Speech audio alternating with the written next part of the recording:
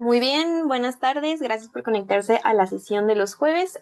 Yo me presento, soy la doctora Samara Espinosa, residente de cuarto año, y el día de hoy hablaremos sobre el abordaje de deterioro cognitivo. Empezaremos el módulo, pues sí, de trastornos neurocognitivos, pero en esta clase nos enfocaremos más en el abordaje de la queja de memoria y deterioro cognitivo leve. Estas son algunas de las abreviaciones que usaremos durante la clase, ya todas las conocemos.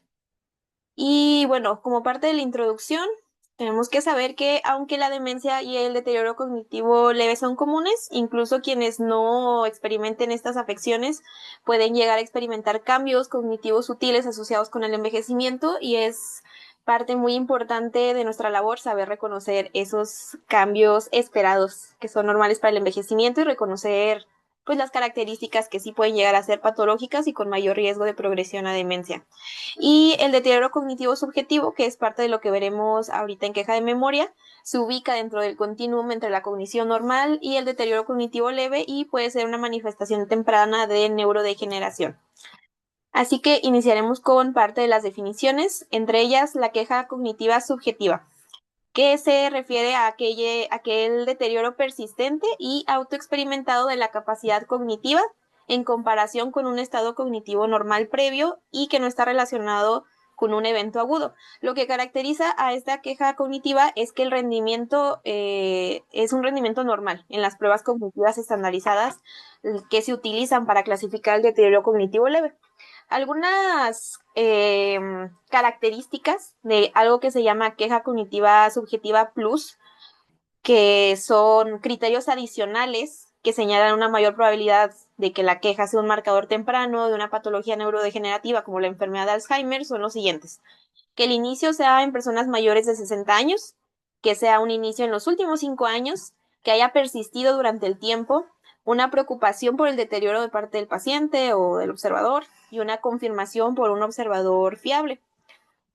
Y pues la predicción de progresión, estas características del deterioro cognitivo plus es un predictor más potente de progresión a deterioro cognitivo leve, por lo cual siempre dentro de nuestro abordaje tenemos que buscar como estas red flags. Y después tenemos dos definiciones que en un inicio como que pensé que eran iguales, pero ahorita veremos una leve características sutiles que tenemos. Por un lado el deterioro cognitivo leve y luego tenemos el trastorno neurocognitivo menor, que varían un poquito en sus definiciones porque uno está dado por el National Institute of Aging, que es el deterioro cognitivo leve, y la otra está dado por el DSM-5. Entonces, bueno, en cuanto al deterioro cognitivo leve, de acuerdo al National Institute of Aging, se define como un deterioro de las funciones cognitivas que es mayor al esperado para la edad y el nivel educativo del paciente, conservando la funcionalidad para las actividades de la vida diaria y sin perder su independencia social y ocupacional. Este estado cognitivo no siempre va acompañado de una conciencia subjetiva de deterioro cognitivo, eso es muy importante.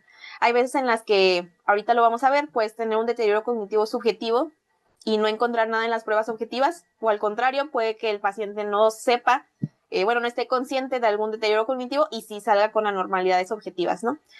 Y bueno, entonces este estado cognitivo no siempre va acompañado de una conciencia subjetiva de deterioro cognitivo, por lo cual todo lo que veremos en la historia clínica es importante, así como al revés, pues el deterioro cognitivo subjetivo no siempre va acompañado de evidencia objetiva en la trayectoria personal. Por otro lado, el trastorno neurocognitivo menor, el DSM-5 lo define como una disminución perceptible en funciones cognitivas y requiere que el paciente se encuentre involucrado en estrategias compensatorias para mantener la independencia y realizar actividades de la vida diaria. Y pues la diferencia que vi con el deterioro cognitivo leve y el trastorno neurocognitivo menor es que en esta del DSM-5, a pesar que las definiciones son prácticamente las mismas, el trastorno neurocognitivo menor lo utilizan más en personas más jóvenes y para describir trastornos que pudieran ser transitorios. Y en cuanto a la epidemiología de lo que encontré en México, esta es una tabla que fue publicada en el ENASEM en el 2021 sobre el estado de memoria autodeclarado en población de 53 años y más. Lo clasificaron por grupos de edad, sexo y estado autodeclarado de memoria. Aquí creo que no podríamos decir como tal deterioro cognitivo subjetivo porque necesitaríamos las pruebas objetivas de que no, efectivamente no tiene un deterioro cognitivo, pero pues es una buena manera de saber la gente qué opina sobre su estado de memoria, ¿no? Lo clasificaron en cuatro categorías: los que consideraban que era excelente o muy buena su memoria, buena, regular y mala. Entonces vemos cómo lo agrupan en las dos filas de arriba, de 53 a 59 años, mujeres a la izquierda, hombres a la derecha, y abajo los 60 años y más. Y vemos cómo, por ejemplo, los pacientes de arriba, bueno, están ahí ya las categorías de cuántos consideran regular o bueno, pero ya cuando saltan a la categoría de 60 y más años, vemos que la proporción de pacientes que consideran su memoria buena disminuye. La excelente también disminuye, pero sobre todo la buena. La buena, por ejemplo, disminuye de 37 a 30%, de 41 a 34%, mientras aquellos que consideran su memoria como regular aumenta. Eso quiere decir que pues conforme van avanzando de edad, su estado de memoria creen que está empeorando. No encontré muchos estudios sobre la prevalencia como tal de deterioro cognitivo leve en México, pero esa es una de las revisiones sistemáticas más recientes que encontré. Y pues bueno, lo que ven es que hay una heterogeneidad en métodos de los estudios de prevalencia en México y es por eso que no hay tantos estudios. Como están con métodos muy distintos, es difícil estimar la prevalencia real, tanto de deterioro cognitivo leve y demencia en México. Pero bueno, este metaanálisis incluyó 16 estudios publicados de 2004 a 2022 que se realizaron en mayores de 55 años y la prevalencia general de deterioro cognitivo leve fue de 18% y de 10% para demencia. Más o menos así andamos en México.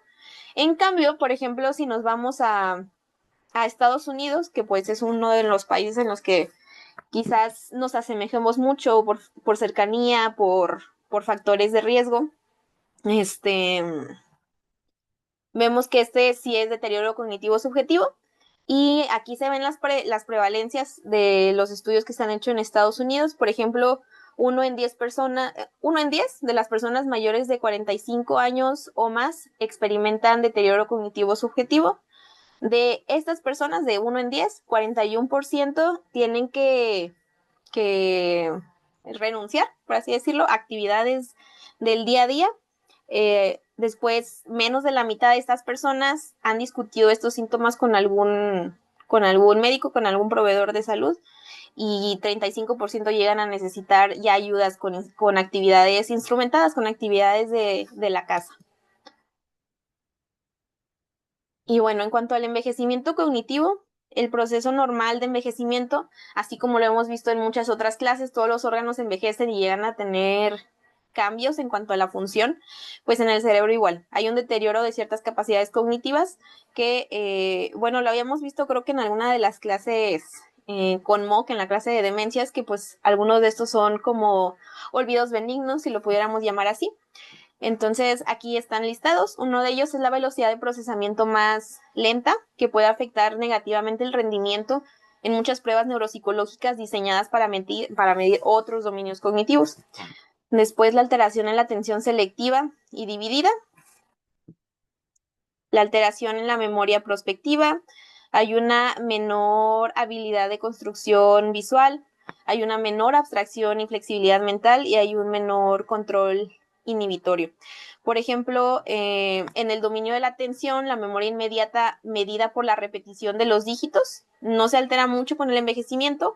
Sin embargo, cuando nos vamos a los tipos de atención, en la atención selectiva, que es poder enfocarnos en información específica del entorno mientras ignoramos otra información que es irrelevante, y la atención dividida, que es la capacidad de enfocarnos en diferentes tareas, sí se pueden alterar.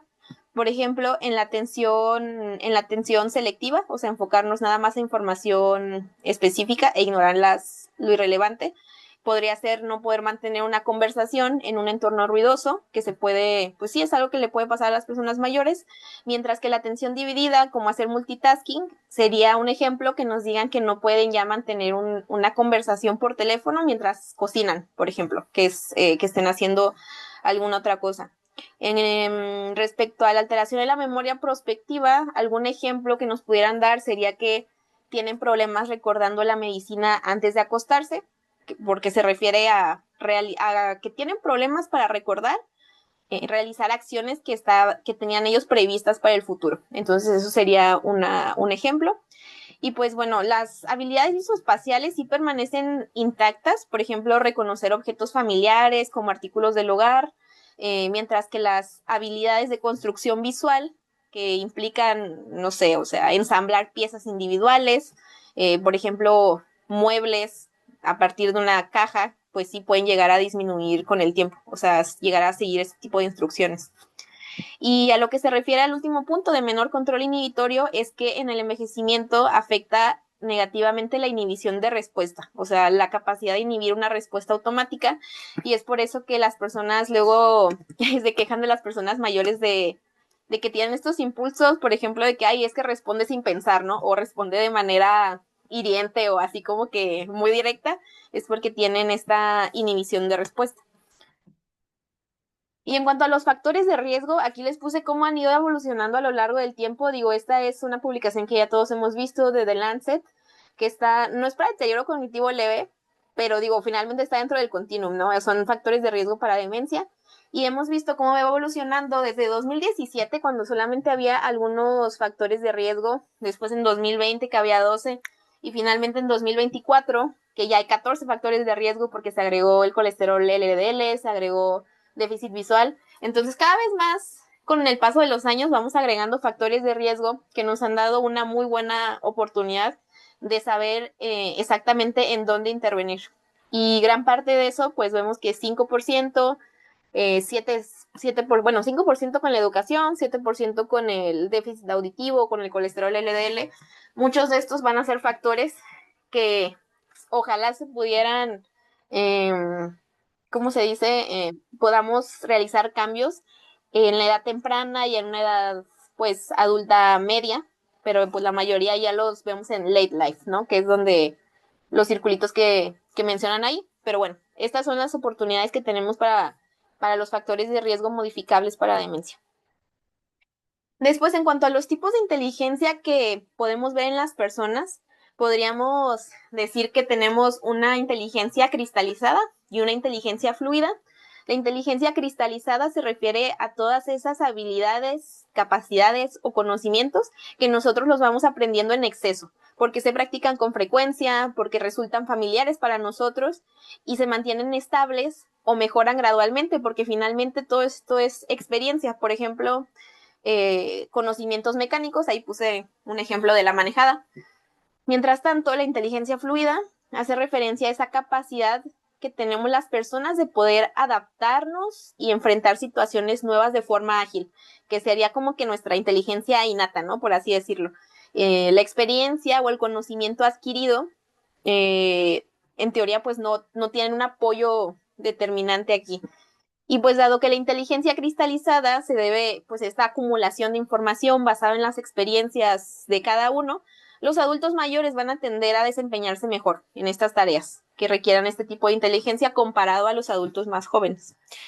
Y la inteligencia cristalizada también depende en alto grado del aprendizaje obtenido de la experiencia de la persona, en el contexto cultural en que vive y se relaciona. O sea, el desarrollo de la inteligencia cristalizada, digo, a pesar de que sí es algo que se relaciona con la experiencia, definitivamente se va a relacionar y depende en buena medida de que se haga una buena inversión de la inteligencia fluida.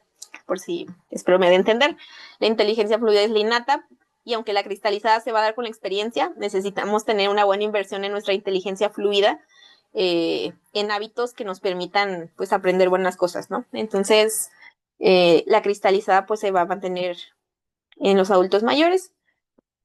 Y bueno, este es uno de los estudios que nos habla sobre el deterioro cognitivo subjetivo, que es una definición que ahorita ya tocamos.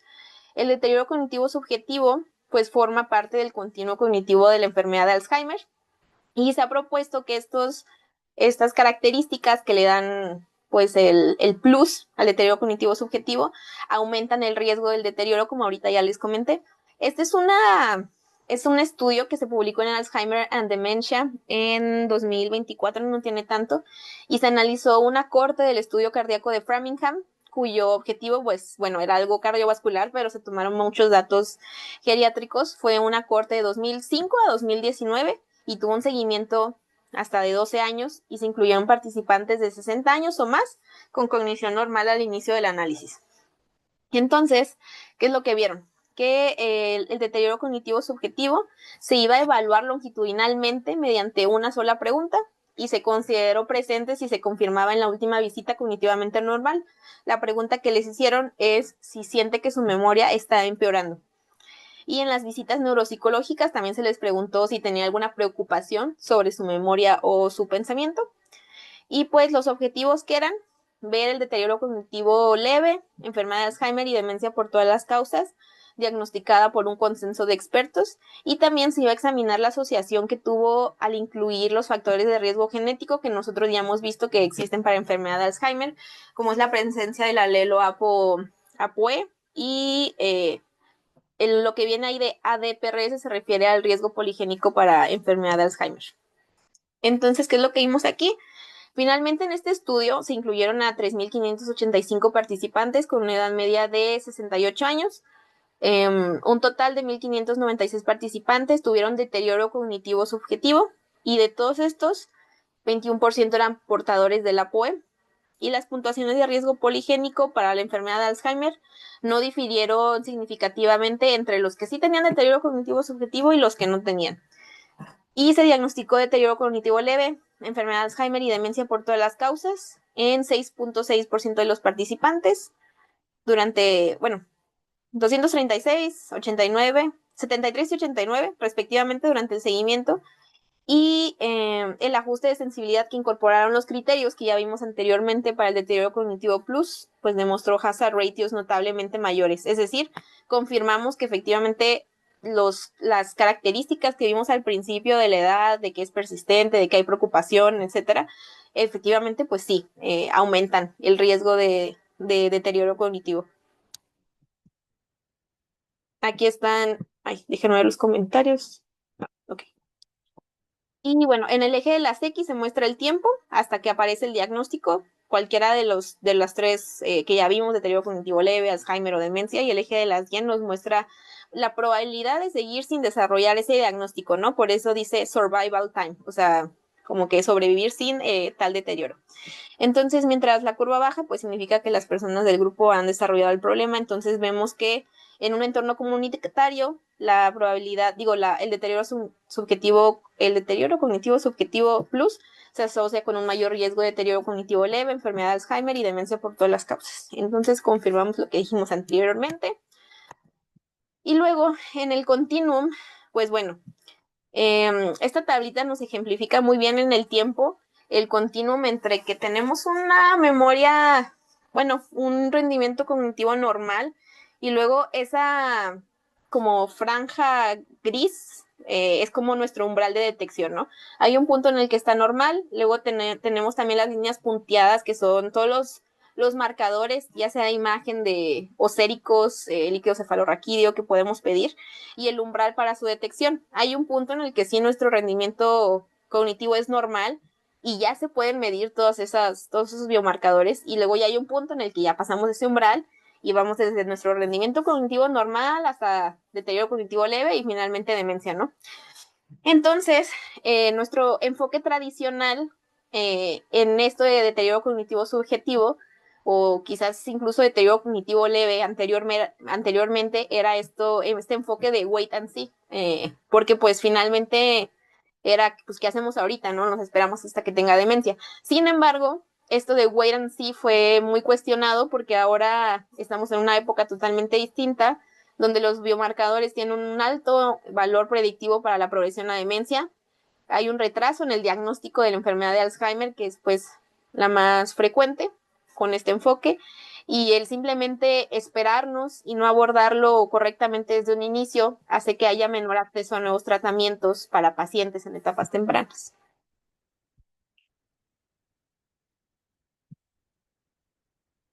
Y después, volviendo un poquito al deterioro cognitivo subjetivo, está este otro término que es la autoconciencia, Que primero me enteré de un término que es la metacognición, que la metacognición es esa capacidad que tenemos de reflexionar sobre nuestros propios procesos de pensamiento y aprendizaje y poder conocer y controlar cómo aprendemos, ¿no?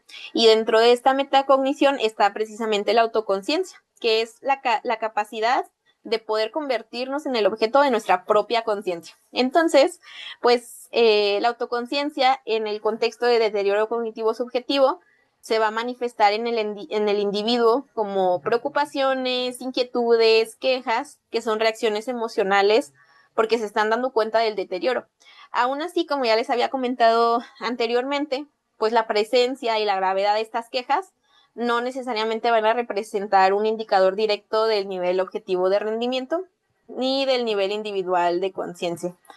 Y después, en cuanto a la conciencia, bueno, a cómo va manifestándose durante toda esta evolución del deterioro cognitivo, a nivel neural, pues la gravedad de la nosognosia en la demencia por enfermedad de Alzheimer se asocia con la extensión de la afectación frontal y la gravedad relacionada de la disfunción ejecutiva. Y en la imagen que tenemos a la derecha, vemos como tenemos un punto a la izquierda donde no hay deterioro cognitivo, después sí hay deterioro cognitivo, y tenemos como ese breve periodo en el que tenemos el deterioro cognitivo subjetivo y pues no hay como una prueba objetiva, pero cuando ya empezamos a migrar a que sí empezamos a tener un rendimiento cognitivo deteriorado y objetivo por pruebas de tamizaje, otras pruebas, pues ya empezamos a migrar a que de que ya teníamos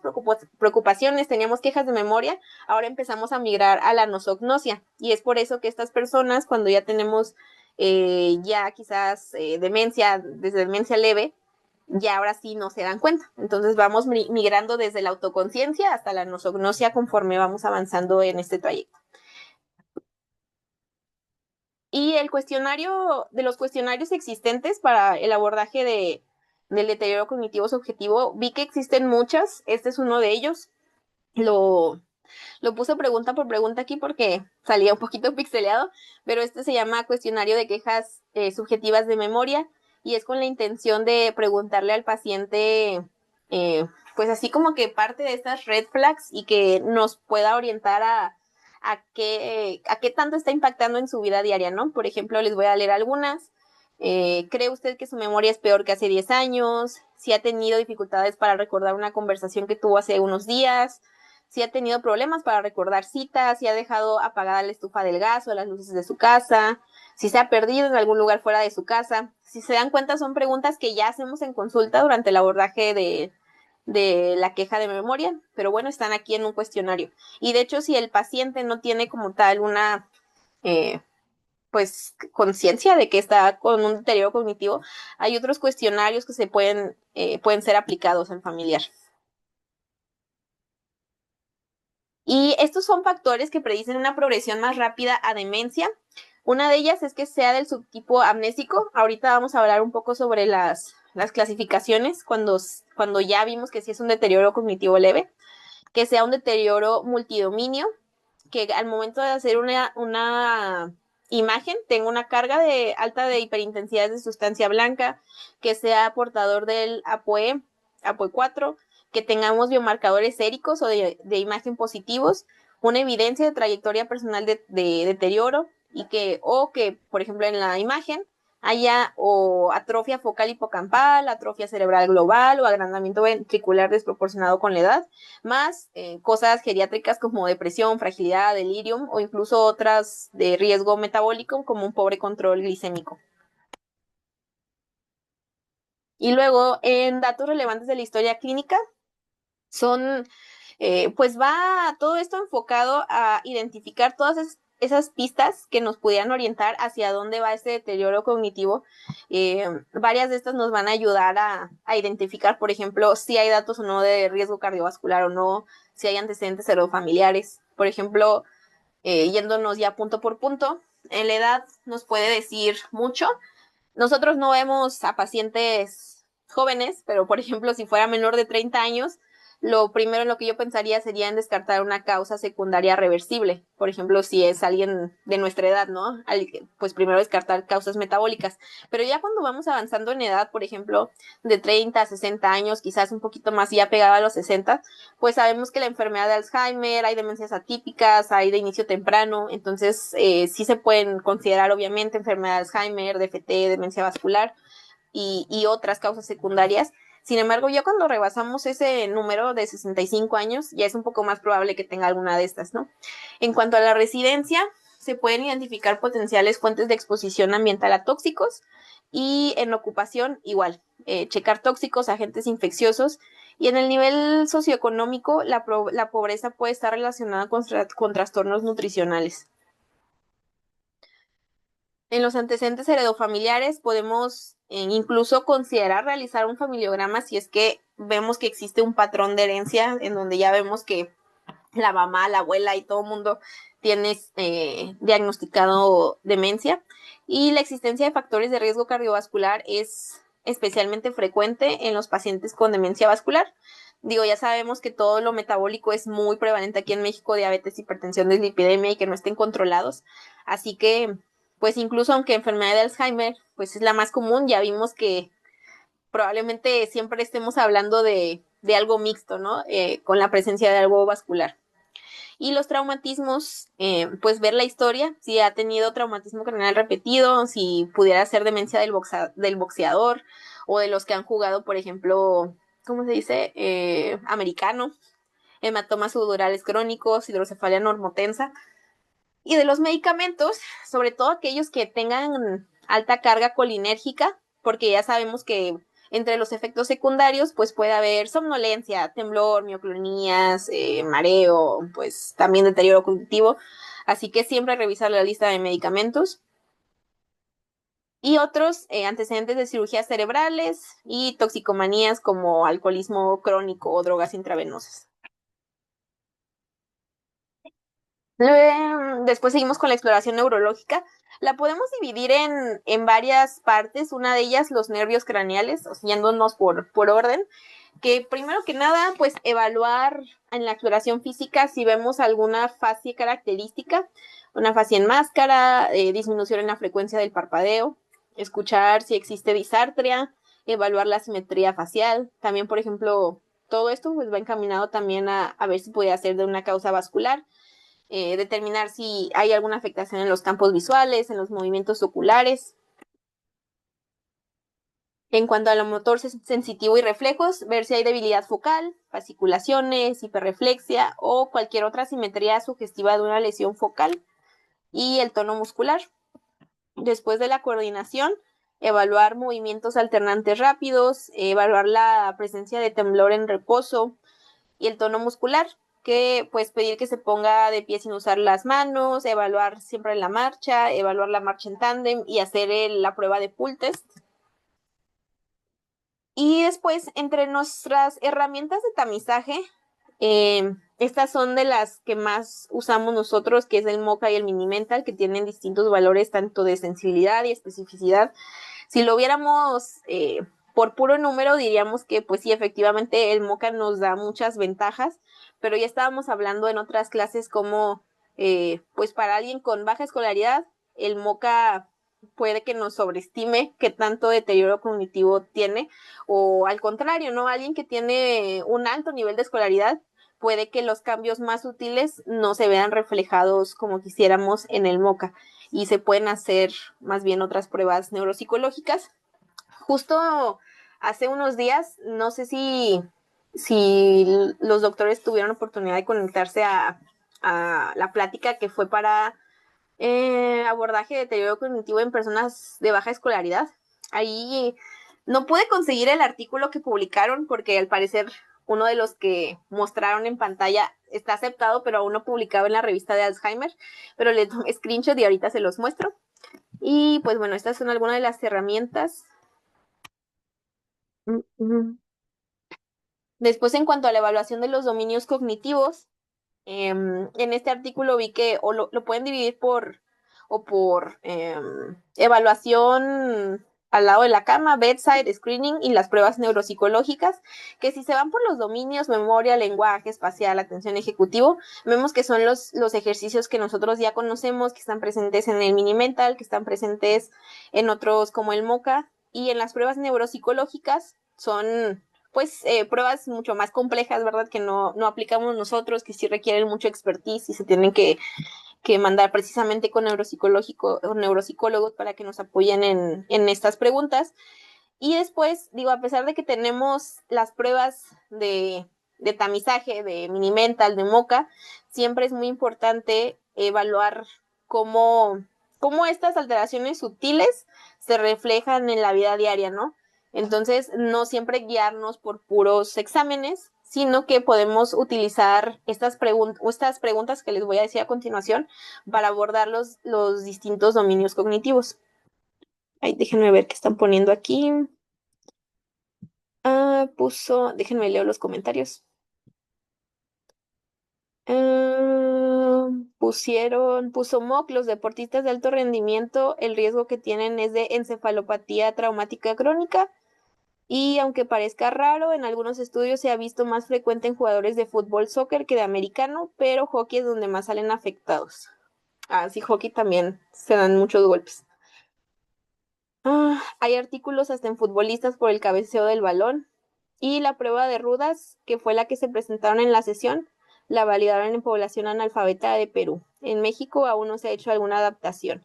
Sí, de hecho, ahorita en las siguientes diapositivas les puse cómo es la prueba de rudas. Bueno, sí, todos los dominios que van evaluando.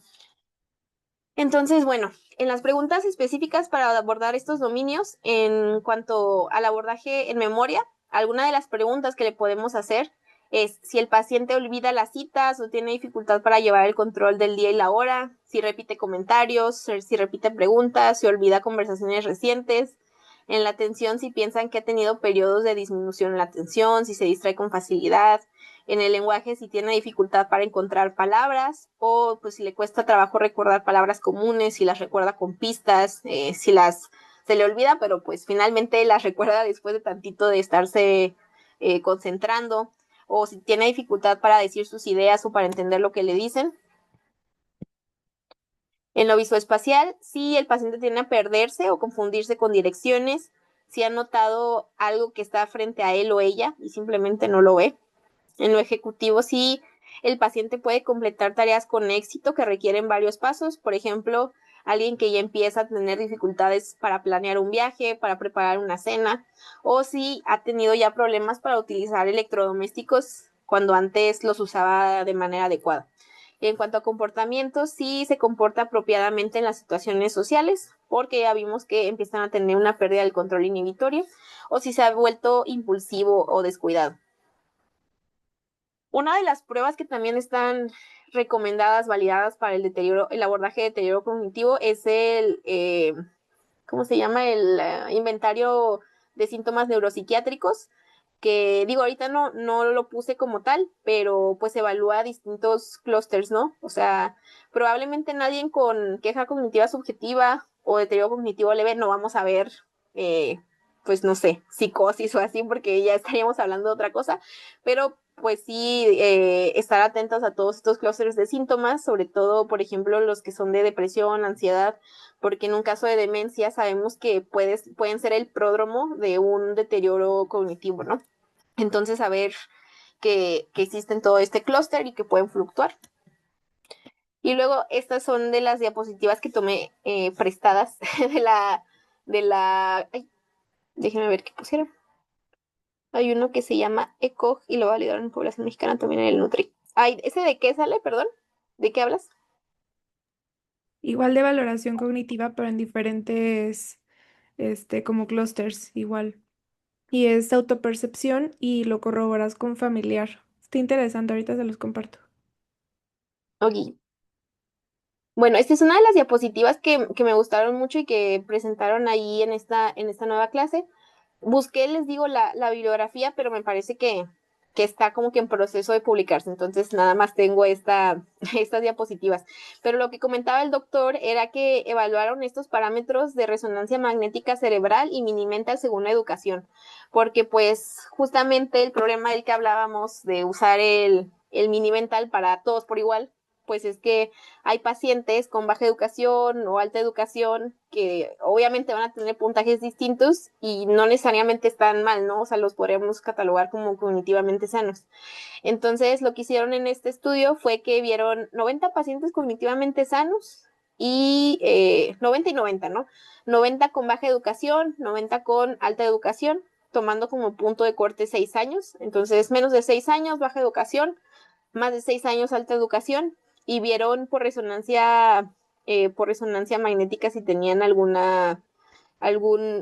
cambio, pero pues digo, son pacientes cognitivamente sanos, y luego tomaron todos estos puntajes de mini-mental, de la atrofia global cortical, del FASECAS y así, y vieron que a pesar de que eran pacientes cognitivamente sanos, pues simplemente por tener baja educación, ya el puntaje del mini-mental bajaba mucho, ¿no? O sea, de la media de alta educación donde estaba en 28, la media en baja educación era 23. Entonces, pues quizás no sea en pacientes de baja educación que el mini mental sea el más adecuado.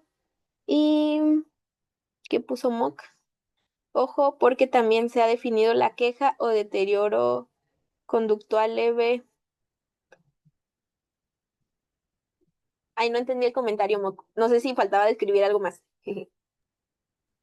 O sea Existe algo que se llama síndrome disejecutivo conductual o deterioro conductual leve, que es como la otra parte del deterioro cognitivo, que no solamente son las funciones cognitivas, sino también las funciones de, de, de control de las emociones y de manejo de síntomas psiquiátricos.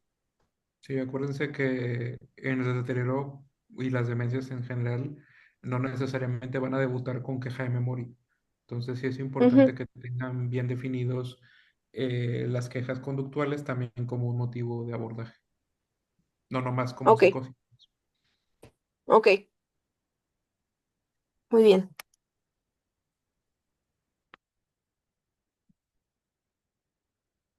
Y esta es otra tabla parecida a la pasada, donde están evaluados estos mismos pacientes, pero por dominios, por la nominación, por la afluencia verbal, visoespacial, memoria. E igual vemos cómo van cambiando mucho los puntajes desde baja educación a alta educación. Digo, ahí los que están señalados son, por ejemplo, la afluencia verbal, la fonética. Vemos cómo alguien con baja educación, a pesar de ser cognitivamente sano, podría llegar a decir 7.2 palabras en 60 segundos, mientras alguien con alta educación serían 12.8 palabras por minuto. E igual en la otra por categoría, por ejemplo, ahí que fue semántica para vegetales, igual. Unos dijeron 14.9 palabras en 60 segundos y otros 17.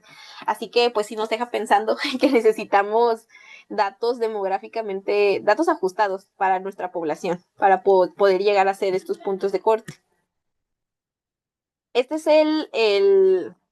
la evaluación de la que hablaban justamente en esa plática y que ahorita mencionó Mo, me parece, que es el RUDAS, que fue inicialmente creado con la intención de ser un instrumento fiable e eficiente para cribar demencias en atención primaria, y la característica es que pues está libre de influencias educativas y socioculturales. Entonces, esta es una versión que encontré nada más en inglés, es la que me salió. Este es un ejemplo de cómo está organizada.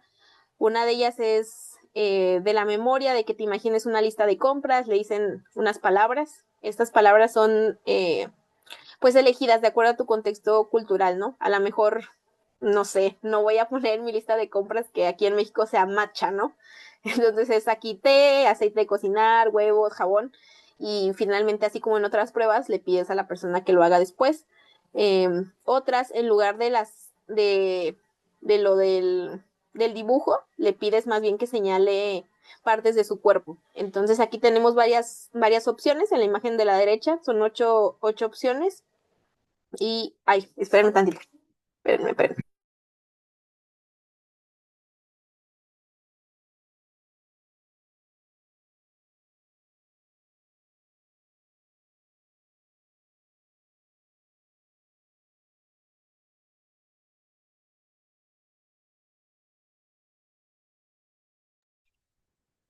Ya, perdón. Son unas opciones, son 8 opciones y le piden que señale una parte de su cuerpo y ya con que te hayan dado 5, le sigues, ¿no? Entonces le pides a la persona, enséñame tu pie derecho, señálame tu pie derecho, señálame tu pie izquierdo y la persona lo va haciendo, que es algo que pues independientemente del contexto cultural, pues debe saber hacer. Esta es otra sobre un ejercicio con las manos en las que tú le haces un patrón de movimientos y la persona pues lo debe seguir, como estar haciendo estos movimientos alternantes en las rodillas y así. Después es otro de los dibujos con el cubito donde cuentan tanto líneas internas, líneas externas. Después hay una que es el número 5 que está en la esquina superior derecha, donde evalúan el juicio, o sea, te ponen una situación. Estás parado en una calle muy transitada y pues no hay semáforos y eso, tienes que cruzar y tú tienes que dar como que una pista para cruzar de manera segura, ¿no? Y hay opciones. Y después, en las 6, es todos los animales que puedas nombrar. Entonces, pues ahí van evaluando categorías. Déjenme ver los comentarios que pusieron. Ah, ¿cómo que macha no es canasta básica? Efectivamente. Y luego, estos son los criterios para el deterioro cognitivo leve. Digo, ahorita al principio de la clase habíamos repasado, les dije como que la versión acortada de la definición, pero ahorita les voy a decir como tal, sí, los criterios que les digo son muy similares, la verdad, de los criterios de deterioro cognitivo leve, que fueron criterios creados por el doctor Peterson, que al parecer vi que sigue vivo, y los del DSM-5 para trastorno neurocognitivo menor.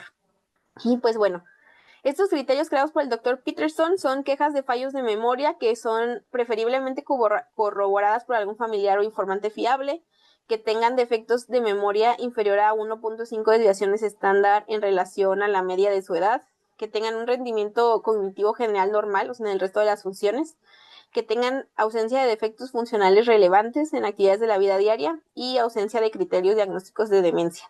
Nada más que ahí, Moc o doctor Escobedo, eso de desviaciones estándar, o sea, ¿en dónde encontramos esas tablitas?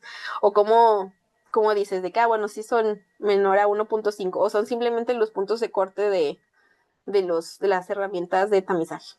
Es que ojo, porque acuérdense que si bien usamos el MOCA, el Minimental, etcétera, como pruebas en el abordaje diagnóstico, el deber ser es que sean pruebas estandarizadas con evaluación neuropsicológica completa. Y en las evaluaciones neuropsicológicas, como es el caso de herramientas como el Neuropsy, se miden las desviaciones estándar por función de acuerdo al nivel educativo y a la edad del sujeto. Entonces, el deber ser Okay. es que tuviéramos herramientas estandarizadas para medir estas funciones y definir estas desviaciones. 1.5 es para deterioro cognitivo leve, 2 es para demencia. Ah, ok. Estas son para pruebas neuropsicológicas como tal, entonces. Sí, las pruebas neuropsicológicas, recuerda, como dijo Moca, están todas, o sea, tú debes de compararlos versus poblaciones de su misma edad, de su mismo sexo y su misma escolaridad. Hace como 2 años mandé yo ahí los puntajes normalizados por escolaridad, que de hecho la doctora Ardila hace un chorro de tiempo, son muy viejos, no sé si haya más nuevos, pero basados en edad y escolaridad de las personas. Entonces, tú deberías de valorar tu mini mental, tu moca, basado en los puntajes que debería tener una persona de su edad, de su escolaridad, de preferencia, o todas las pruebas neuropsicológicas deberían de verse así, de preferencia, de nueva cuenta. Ok. Y de los criterios del trastorno neurocognitivo, ahí es menor, perdón, me equivoqué, para deterioro trastorno neurocognitivo menor. Estas son por el DSM-5 y es la evidencia de un declive cognitivo moderado comparado con el nivel previo de rendimiento en uno o más dominios cognitivos y pues tiene que haber preocupación del individuo o del informante que esté preferiblemente documentado por un test neuropsicológico o en su defecto una evaluación clínica cuantitativa que conserva actividades instrumentadas, actividades instrumentadas de la vida diaria complejas, pero pues es un paciente que necesita estrategias de compensación o que simplemente ha podido adaptar su vida para seguir llevando a cabo estas tareas y que no se explican, no están en el contexto de un síndrome confusional y que no se explican mejor por otro trastorno mental como depresión. Finalmente, cuando tenemos identificado un deterioro cognitivo leve, podemos ver primero por el dominio de la memoria, si está deteriorada o no. Lo vemos como sí, ¿no? Ah, el doctor Mock nos presumió su foto con el doctor Peterson, GPI. Y el deterioro de la memoria, bueno, sí, no. Si sí, pues estamos hablando de un deterioro cognitivo leve amnésico, y si no, pues un deterioro cognitivo leve no amnésico. Aquí es muy importante esta clasificación por lo siguiente. En el deterioro cognitivo leve amnésico podemos subclasificarlo todavía más si está afectado otro dominio, en si es dominio simple o si es multidominio, ¿no? O sea, si es memoria nada más, pues es dominio simple, y si tiene afectado otro dominio, pues el multidominio. Entonces, esto es importante porque, por ejemplo, para enfermedad de Alzheimer, el deterioro cognitivo leve amnésico es el que tiene mayor probabilidad de progresión, ¿no? Hacia esa enfermedad, y sobre todo más el dominio simple. Mientras que por otro lado, el deterioro cognitivo leve no amnésico, pues igual, ¿no? Por ejemplo, al igual que el otro, lo podemos dividir en no amnésico simple, si está afectado nada más algún otro dominio de las funciones, o si no es memoria, si no es otra cosa, pero es multidominio, ¿no? Por ejemplo, los multidominio pudiera ser más tratarse de una enfermedad vascular. Y en los estudios complementarios son los que ya conocemos, la verdad aquí nada nuevo: biometría hemática, química sanguínea, pruebas de función hepática, niveles séricos de vitamina B12, ácido fólico. Gran parte de esto también enfocado a ver riesgo cardiovascular, hemoglobina glicada, perfil de lípidos. Si sospechamos de alguna otra causa secundaria, de acuerdo a nuestra historia clínica, pedir BDRL, VIH, evaluar metales pesados. Y en los estudios de imagen es muy importante que, pues, todos los pacientes que tengan deterioro cognitivo sí deben someterse a imágenes cerebrales, ¿no?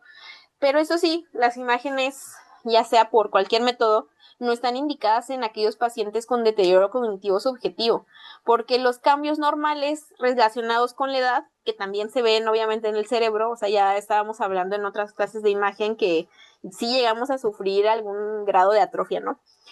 Pues estos cambios normales pues pueden solaparse con los cambios, los cambios del deterioro cognitivo subjetivo pueden solaparse con los cambios atróficos que se pueden ver esperados por la edad, ¿no? Entonces podemos tener esa confusión de que vemos un cambio en la imagen, pero pues el paciente no cumple con deterioro cognitivo leve todavía, ¿no?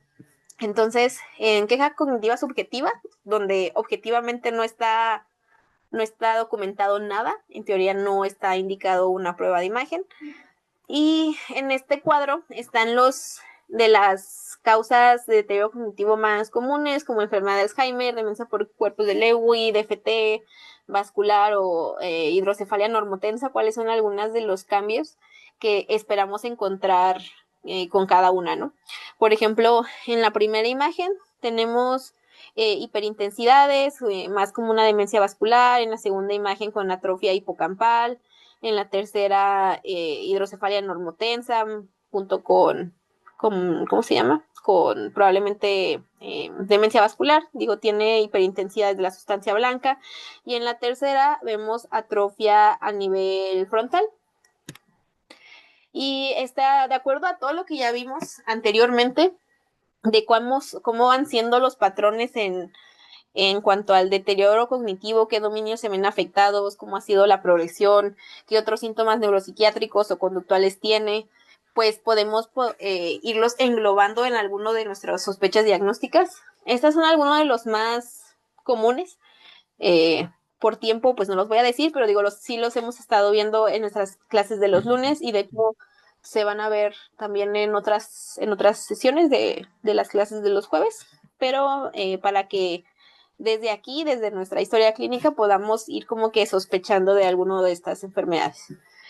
Y finalmente llegamos a esta gran época donde ya existen desde 2023 terapia, desde el 2017 terapia modificadora de la enfermedad, porque anteriormente no hay tratamiento, no existía tratamiento farmacológico para el deterioro cognitivo leve.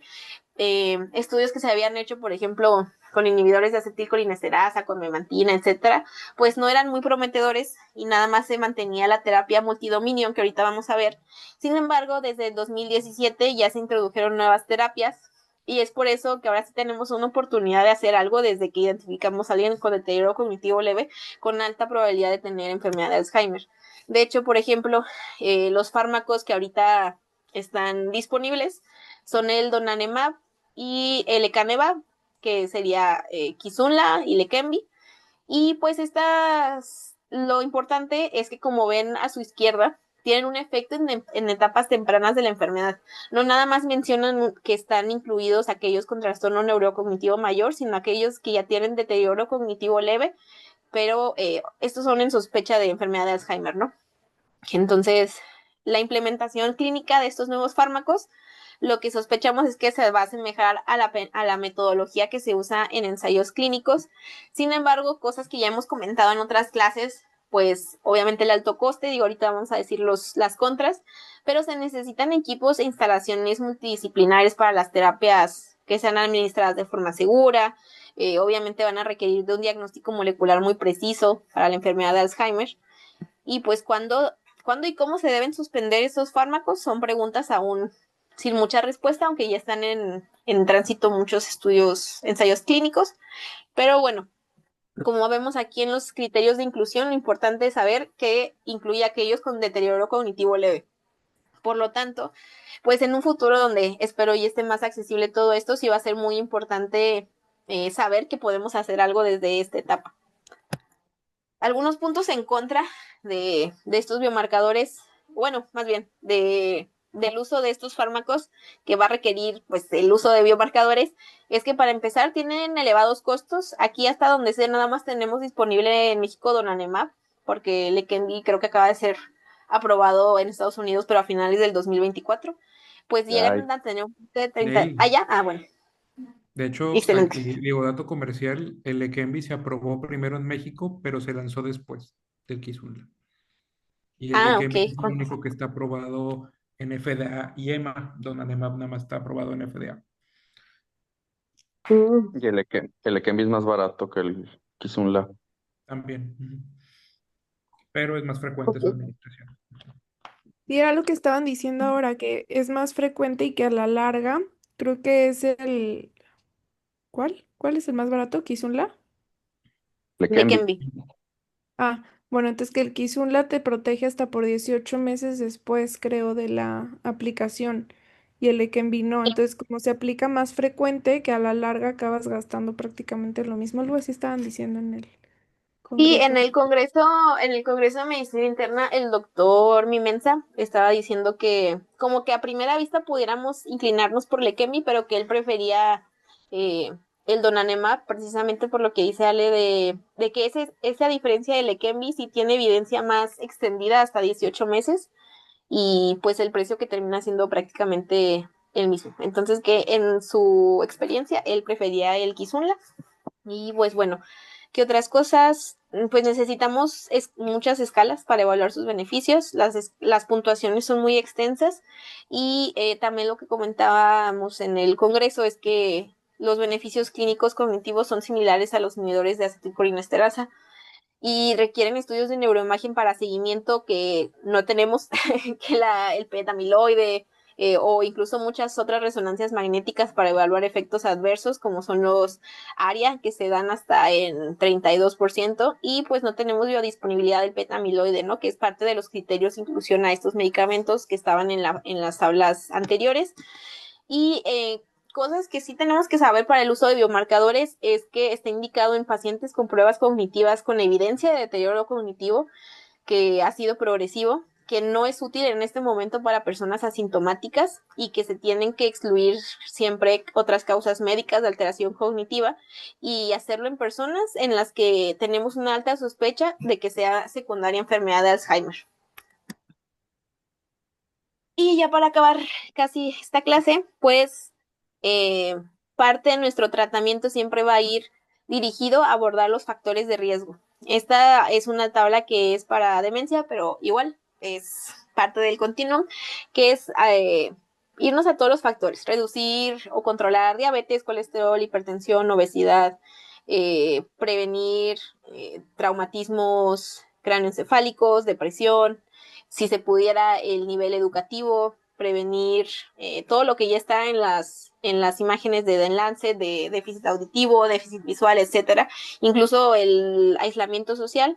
Y todo esto inclinado también a reducir factores de riesgo cardiovascular y prevenir demencia a la larga. En la terapia tenemos algo que se llama terapia multimodal, que quiere decir esas terapias que consisten en 2 o más intervenciones que demuestran pues una mayor eficacia que tener nada más una, ¿no? O sea, no es suficiente decirle o no sé, manejar comorbilidades, pero no indicar terapia física, no indicar entrenamiento cognitivo, entonces más bien elegir una terapia multimodal, la cual o puede ser simultánea, que quiere decir que al mismo tiempo hay entrenamiento tanto cognitivo como físico, o puede ser secuencial, que quiere decir que haces entrenamiento cognitivo o entrenamiento físico en diferentes sesiones, ya sea que sea o el mismo día o en días distintos.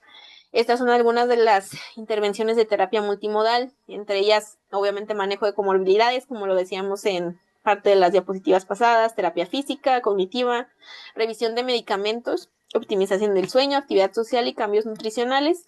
Estos son algunos ejemplos de los entrenamientos cognitivos que pueden existir, orientados a memoria, orientación, praxias, lenguajes. Ahí vienen algunos ejemplos de cómo se puede, a qué se refiere cada uno o cuáles son los tipos de terapias que se pueden dar dependiendo de los dominios. Por ejemplo, otras cálculo, operaciones aritméticas, identificar el ítem repetido en atención, en ejecutivo, habilidades sobre organización, planificación, etcétera.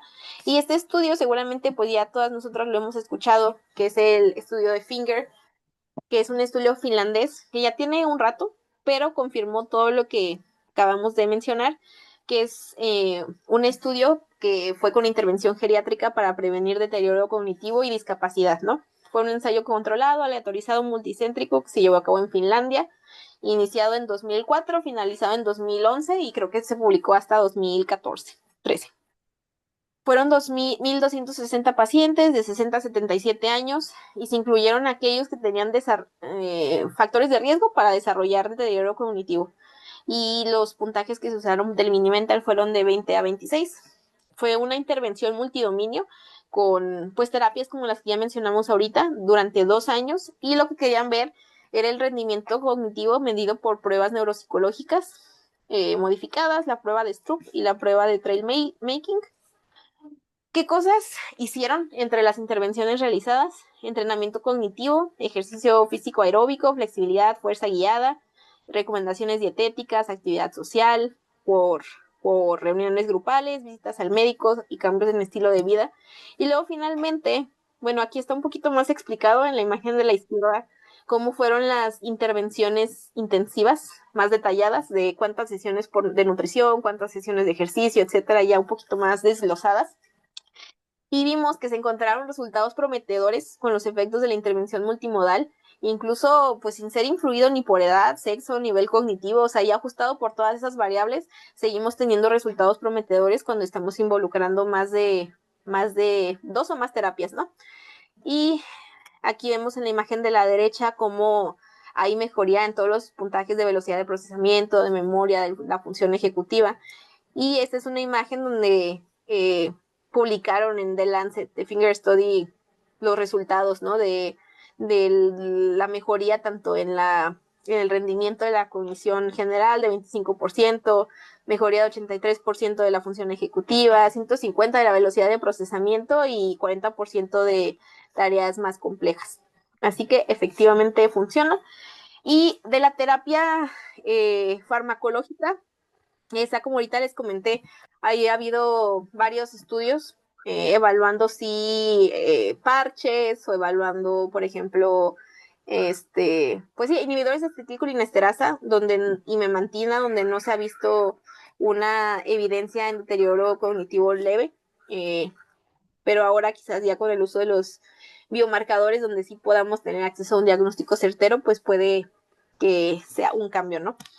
Entonces, en los mensajes clave, pues es importante reconocer la relevancia de la queja cognitiva como motivo de consulta y el deterioro cognitivo leve, a diferencia del envejecimiento normal, pues vamos a ver que va a tener un impacto en la calidad de vida del paciente, mayor riesgo de progresión a demencia dependiendo si cumple con ciertas características y el abordaje integral debe estar dirigido a descartar otras patologías, otros factores de riesgo de progresión y ahora con estos nuevos biomarcadores de séricos de plasma que vamos a ver en otra clase que tenemos dedicada a ello para la enfermedad de Alzheimer. Vamos a ver que son fundamentales en la identificación preclínica de las demencias y que el pilar del tratamiento sigue siendo multimodal. Y ya.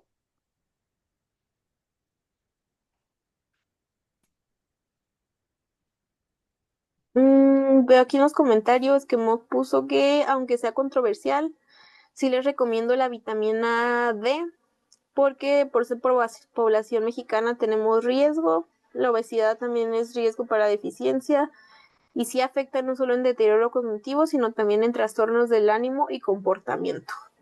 Ok.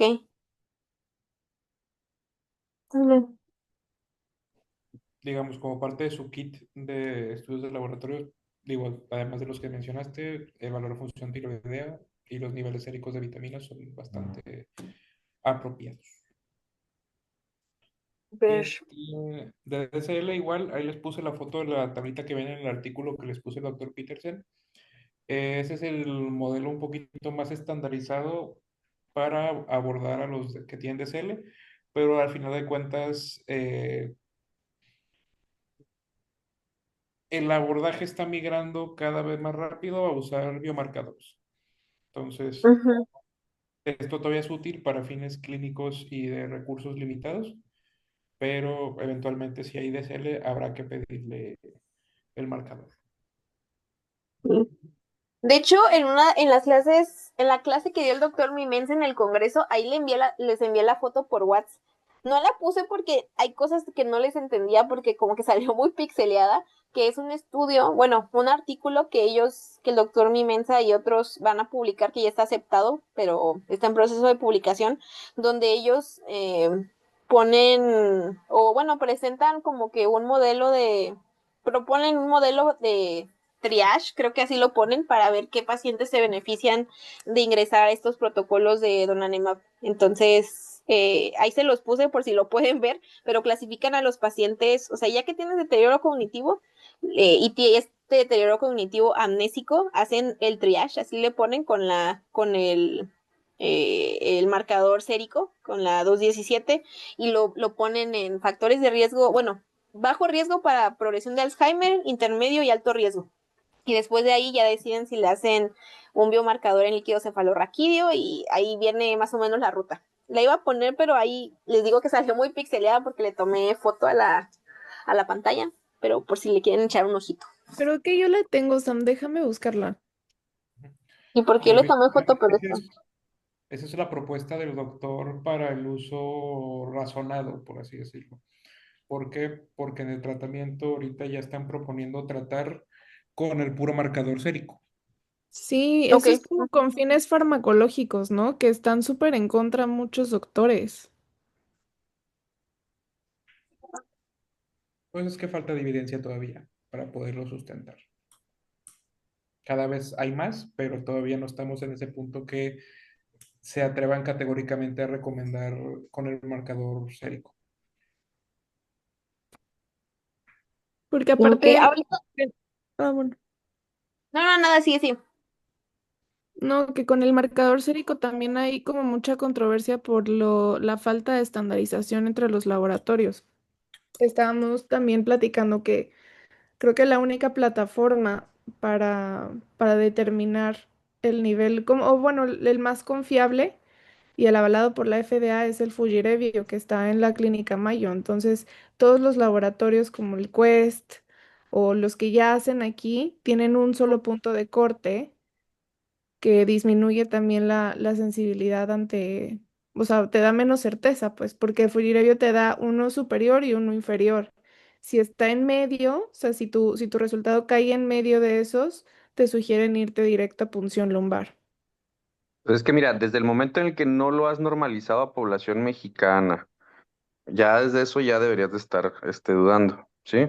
Sí, O sea, o sea, porque puede verse también afectado por edad, puede verse afectado por muchos otros factores, o sea, por sexo, por haplotipo, por no sé, edad, traumatismos pero ¿qué cosa? previos, El sérico. renal, y sí, todo lo demás. renal, o sea, hay un chorro de cosas que te Sí, pueden modificar eso. Y una de esas a lo mejor los áreas lo estamos haciendo porque no tenemos bien clasificados a los pacientes. claro.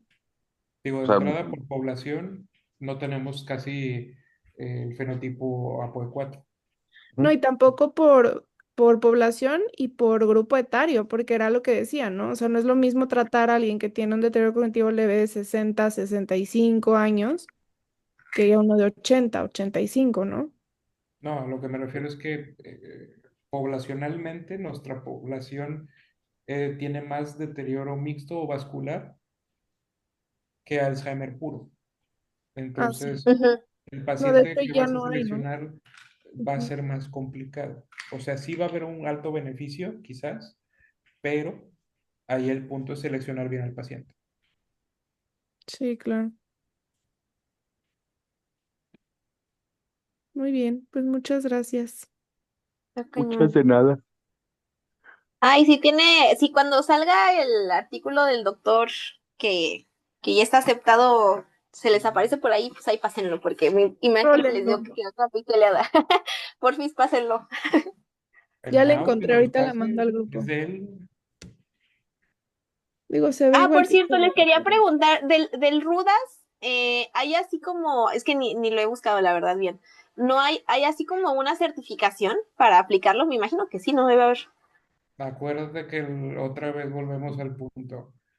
Si no está a tu población, no la puedes generalizar.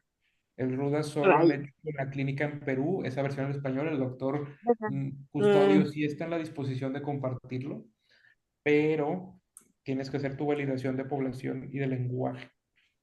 Entonces, estaría muy bien. no se metan ahorita en broncas. Las pruebas que ya saben usar, apréndanselas bien, úsenlas bien, y con eso van a ver al 90% de los pacientes. Ok, Y los que no, excelente. neurociencia. Interrumpo la academia para decir que hay un buen bebé, Bernardo. Todo hermoso, Prendí la Confirmo. hermoso. cámara para que vean lo atento que está, escuchándolos y viéndoles, aunque no ve nada, pero él está escuchando a Moca hablar y decir todas sus cosas y le está... ¡Qué bonito! Les presumo que Una vez más, Ernie, una vez más nos confirma que él sí está estudiando para el ENARM desde ahorita. Sí, Claro. ya como debe debería de estar Les ser. presumo que invirtiendo en tengo foto bitcoins y con debería estar Verno pidiendo cargando. puntos de Infonavit también. Ya Sí, sé. eso le dije la vez En un pasada. año, el primer terreno. Ya Muy vele bien. abonando el plan para el retiro. Ya sé. ¿Qué Sí. decías, Moc? ¿Que nos presumes qué? Que también tengo foto con Verno todo dormido conmigo.